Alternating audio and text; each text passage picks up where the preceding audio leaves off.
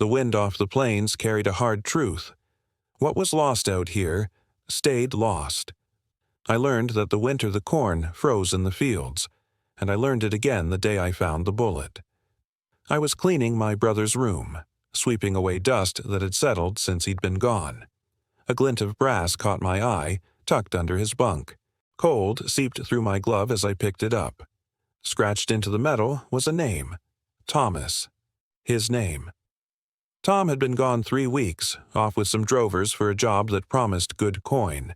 He swore he'd be back before the thaw. All I had left of him were small things. His tobacco tin, his hat, the smell of saddle soap. This bullet, though. This wasn't a keepsake. It was an accusation. The town of Bitterbrush was slowly dying, just like the river it sat on. The sheriff had sent a letter, all formal grief and stiff folds. "Missing, presumed dead," it said. I couldn't bring myself to read the last line. I couldn't accept it, not with this bullet, heavy and cold in my palm. That evening, as the sun set, there was a knock. Not a town knock. This was the knock of a man who'd ridden a long way, carrying dust and the echo of hooves with him. I opened the door to a stranger. You don't forget a man like that. His coat was worn by the wind, his hat notched as if by a hawk's talon. His eyes were clear and honest, like old glass. He asked for me by name. "Miss Hale?" The sound of it made my heart clench. "How do you know my name?" I asked. He was evasive, but I knew he wouldn't be for long. He gestured to a cloth-wrapped bundle on his saddle. "Names travel with people, ma'am," he said. "Faster than folks do sometimes." I thought of Tom's name, scratched into that bullet. "Where's Tom?" I asked, my voice barely a whisper. He didn't answer right away. Instead, he carefully unwrapped the bundle. Inside was a saddle. Well worn, but tucked into the leather was an old tin, just like Tom's. "I was with a cattle train," he said. "We found a camp, cleared out in a hurry. Tracks, blood on the snow." He said one of the men had Tom's tobacco and a scuffle had busted the tin open. "Folks said a rider left a marker for people to find. That's how I came by this." He tapped the saddle. "I thought you'd want it." My fingers went numb. "You said we," I repeated. "Who are we?" His eyes darted to the road. A band of riders. Not all good, not all bad. We split when the snow came. I stayed back, looking. He hesitated. "I found a bullet, too." My hand tightened on the one in my pocket. What did it say? He looked at me, a strange mix of sorrow and relief in his eyes. "It had your brother's name on it." The world shrank to the cold metal in my palm and the man in my doorway. Was Tom alive? Who would do this? "You can come in," I said, surprising myself. A stubbornness rose in me, refusing to let Tom's story end with the clerk's letter. He stepped inside, setting the saddle down like a heavy burden. "There's a man waiting at the edge of town," he said, his voice low. "He says he knows where your brother rode. He's been waiting for someone to come asking." My heart hammered against my ribs, a silhouette in the dusk. Hope or trouble? "Who is he?" I asked. For the first time, the stranger looked uncertain. "He asked for a saddle, said he'd be here until the owner came." He swallowed hard. "He's been waiting for someone with your name." Outside, the town lamps blinked on. I looked at the bullet in my hand, then at the saddle on my floor. I could feel the faint imprint of a name on the leather. "Then we go to him," I said, my voice steady. "We go now." The stranger nodded once. I took one last look at my brother's empty room, then turned to face the night. The man at the edge of town was already there, a silent shadow against the fading light. The stranger and I rode out together, 2 riders chasing a name scratched into brass, into a sky the color of old wounds. We were riding toward a silhouette that could be salvation, or the very last piece of a story the plains had already claimed. Thank you for joining me on this journey into the heart of the Old West. If you were captivated by Mara's story and want to find out what happens next, make sure to hit that subscribe button and ring the bell so you do not miss the next chapter. We have so much more to explore together. See you in the next video. The night rode with them, a heavy, listening silence that clung to the cold air. Beside me, the stranger's breath plumed like smoke in the lantern light. Ahead, under the twisted branches of the old cottonwood, a man was waiting. As we drew closer, I could see him, a tall silhouette against the thin layer of snow. One hand rested on his saddle horn, his head bowed. A long coat, weathered by countless winters, covered him, and the brim of his hat hid most of his face. But the lantern light caught the faint trace of a scar on his jaw. His horse shifted, uneasy. The stranger who'd brought me here cleared his throat. "Evenin', Boone." Boone. The name landed like a stone in my chest. The man by the tree slowly lifted his head. His eyes, catching the light, were frost blue and weary. They weren't cruel, but they weren't warm either. They were the eyes of a man who'd seen too much. "So," Boone's voice was a low rumble, like gravel over ice. "You found her." "She came lookin'," the stranger replied. Boone's gaze shifted to me, studying my face as if searching for a truth he wasn't sure he wanted to find. "You hail?" he asked. I lifted my chin, the cold biting at my cheeks. "I am. You have something that belongs to my brother. Or you know where he is." His jaw tightened as if he were chewing on a bitter memory. "I got both," he said slowly, "but I ain't sure you'll want either." My fingers tightened around the brass bullet in my pocket, a cold reminder of why I was here. Don't decide that for me. A long, steamy breath escaped him. He reached inside his coat, his movements deliberate and slow, and pulled out a worn leather pouch. He held it out to me, and the gesture was so gentle it made my heart ache. Inside, nestled in the soft leather, was Tom's silver coin. I knew it instantly. He'd saved for 2 summers to buy it, his good luck coin. He always said that as long as he had it, he'd always find his way home. Boone's voice was low, almost a whisper. He pressed that into my hand. Told me if I ever saw you, if I made it back to Bitterbrush, that I give it to you first. The ground seemed to sway beneath my feet. A single, desperate question escaped my lips. "He's alive?" Boone didn't answer right away. He looked out toward the dark hills, where winter had already laid its claim. When he finally spoke, his words sounded like a confession. "Alive, when I last saw him."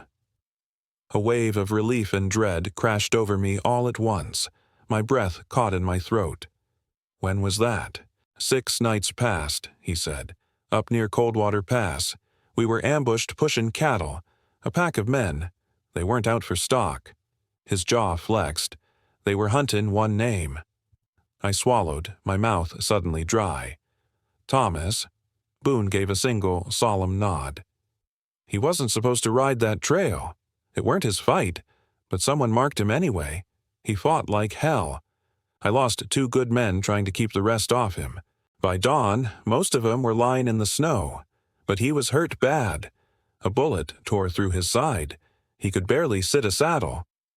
The words tore out of me before I could stop them, hot and raw. "And you left him?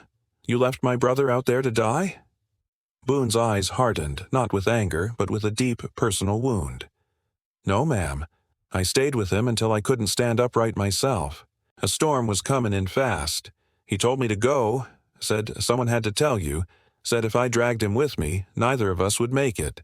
And Tom," Boone's voice broke for just a moment, "Tom believed he could hold on." My throat felt tight and I fought to keep my voice steady. "And who came for him? Who wanted him dead?" Boone shifted, looking uncomfortable as if the very air had grown heavy with unspoken secrets. "I don't know their names. Just that they rode under a ranch brand I'd seen before. Burnt Spur." A chill, colder than any winter wind, ran down my spine. Burnt Spur. Their reputation was as black as their name.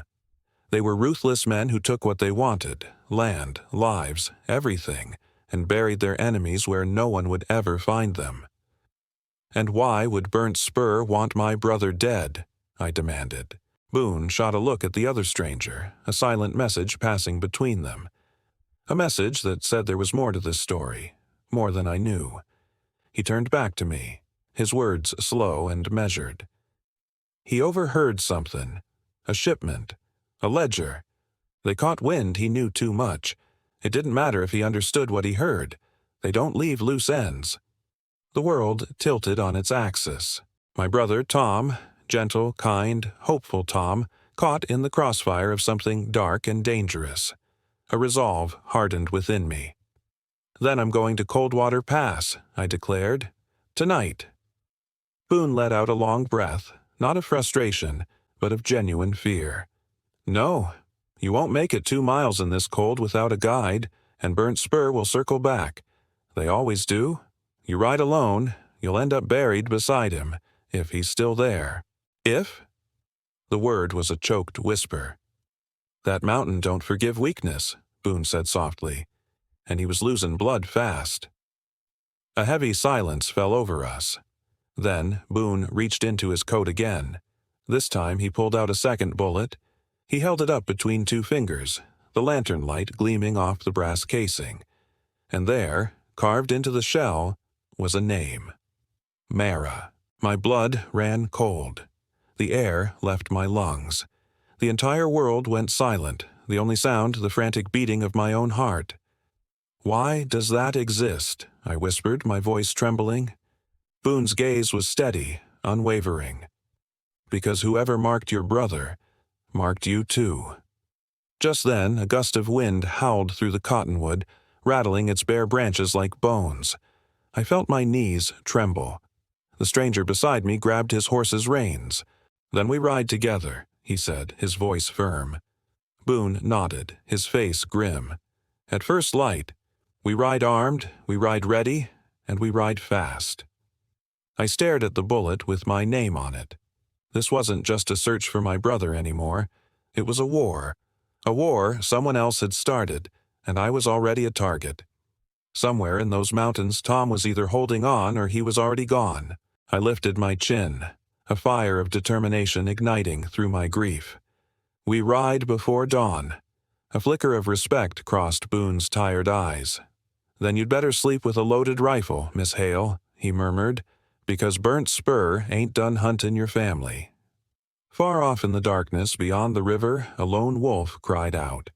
Or maybe it wasn't a wolf. Maybe it was a horse, and a man who hadn't given up just yet. Thank you so much for joining me for this part of the story. If you're as invested in Mara's journey as I am, make sure you hit that subscribe button and turn on notifications so you do not miss what happens next. We've got a long ride ahead. See you in the next video. The dawn rose pale and hesitant, as if the sun itself feared the mountains that lay ahead.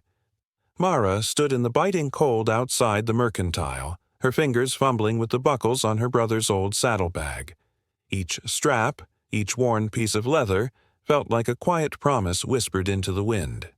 Inside, she packed Tom's wool scarf, a strip of jerky, and a Bible with a cracked spine that had seen better days. Finally, her cold fingers closed around the last item. A single bullet, carved with her own name. It was cold, heavy, a final, chilling weight in her palm. Taking a deep breath that turned to mist in the freezing air, she tied her coat tight and stepped into the dawn. By the hitching rail, Boone and a quiet stranger waited. Their horses' breath plumed in the brittle air, mingling with the steam rising from their own. No words were exchanged. There was no need. The wind, howling down from the peaks, already carried all the warning they needed. Boone's gaze met hers, a silent question in his eyes. "You sure about this?" he asked, his voice a low rumble. "No," she whispered, her own voice barely audible, "but I'm going anyway." A flicker of respect, maybe even admiration, softened the hard lines of his face.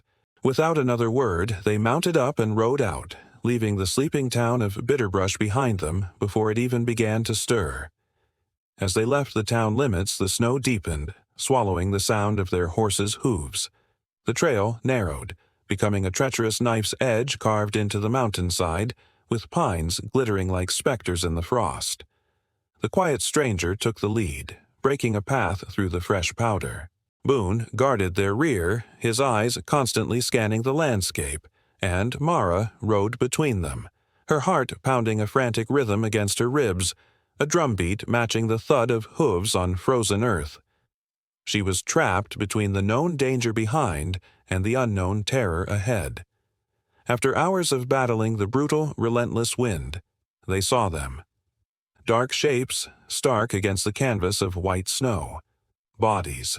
Riders from the burnt spur gang. Boone dismounted, his movements economical and grim. One man was shot clean through the chest. Another's throat had been cut. A third lay on his back, his eyes wide open, staring at the sky as if judgment itself had frozen on his face.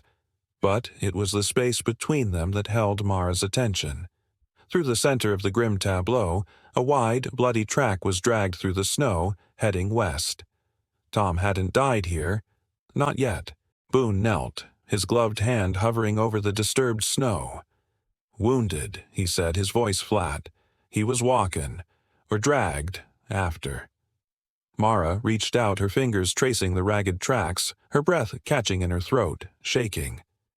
He fought, she whispered, a fierce pride mixing with her fear. Boone looked up at her, a grim understanding in his eyes. A hail don't fall quiet, he said. There was no more time to waste. They pushed on, the wind stinging their faces, the snow falling thicker now, blurring the world into a swirl of gray and white. As they gained elevation, the trees thinned, their skeletal branches reaching like desperate arms towards the sky. And then, through the veil of falling snow, they saw it, a thin column of smoke rising through the branches. A cabin. Tucked away, almost hidden. 3 horses were tied outside, stamping restlessly in the cold. Burnt spur horses. There, Boone murmured, his voice tight. The word had barely left his lips when the sharp crack of a rifle shattered the silence. Snow exploded just inches from their boots. "Down!" Boone roared. They dove for cover behind a massive fallen log, the air suddenly alive with the whine of bullets. A voice, coarse and angry, yelled from the cabin. "Drop your irons! We know who you are, Hale!" Mara's heart hammered against her ribs. He's alive. He must be. They knew her name. Boone's voice, when he spoke, had dropped to the cold, hard tone of steel. "We fight." But Mara shook her head, her mind racing. "No," she said, her voice firm. "We get Tom." The stranger, who had been silent until now, checked the action on his rifle. "Door's weak," he observed. "We give you cover. You go." Boone met her eyes, a plan forming between them in a single, shared look. "Run when I say," he commanded. More bullets ripped into the bark above their heads, sending splinters flying. "Now! Run!" The world became a blur of motion. Mara sprinted, her legs churning through the deep snow that clawed at her, trying to drag her down. Bullets spat ice and dirt at her heels. Behind her, Boone's rifle thundered, a steady, deafening rhythm. The stranger's shots answered, sharp and precise. She reached the cabin and slammed her shoulder into the weak wooden door. It burst open with a crash. And there he was. Tom. He was slumped against the far wall, pale and gaunt, a crude bandage wrapped around his side. But he was breathing. His eyes fluttered open, wide with disbelief. "Mara," he whispered, his voice a dry rasp. "I'm here," she cried, falling to her knees beside him. "I'm here. Just hold on." The gunfire outside raged for another moment, a furious crescendo of violence. Then a sharp scream cut through the noise, followed by an abrupt, ringing silence. A moment later, she heard the crunch of Boone's boots in the snow. He appeared in the doorway, silhouetted against the white. "It's done," he said. The stranger followed him in, his rifle still smoking. He glanced at Tom, then gave a curt nod. "Boy's tougher than a pine root." Mara gently touched her brother's cheek, the tears that finally came freezing on her face. "You're safe now," she sobbed, relief washing over her in a dizzying wave. But Boone shook his head, his expression still grim. Not yet. The man who owns Burnt Spur will come for you. That bullet with their names on it proves you know something. Tom, struggling to speak, rasped, "Calden Briggs. He has a ledger. He didn't want any witnesses. I memorized it." A new resolve hardened in Mara's heart. This wasn't just about rescue anymore. It was about justice. "Then we go back," she said, her voice steady and clear. "We go back, and we face him." Boone watched her for a long moment, then slowly pulled on his gloves. "This don't end here in the mountains." "No," she said softly, her gaze unwavering. "It ends in Bitterbrush." Together, they gently lifted Tom. As Mara stepped back outside, the storm had broken. A newborn sun was casting long shadows across the snow. She reached into her pocket, pulled out the heavy bullet carved with her name, and let it drop into the snow, where it was swallowed by the white. "Let them come," she whispered to the wind. "Hails, don't run. They answer." In the frozen, unforgiving wild of the frontier, a sister had ridden into the heart of a storm for her brother, and she was bringing him home. Not by luck, not by chance, but because some bonds are stronger than steel, and love, sometimes, is louder than death. Thank you so much for watching. If you enjoyed this story, don't forget to hit that like button and subscribe for more tales from the Untamed West. We'll see you in the next one.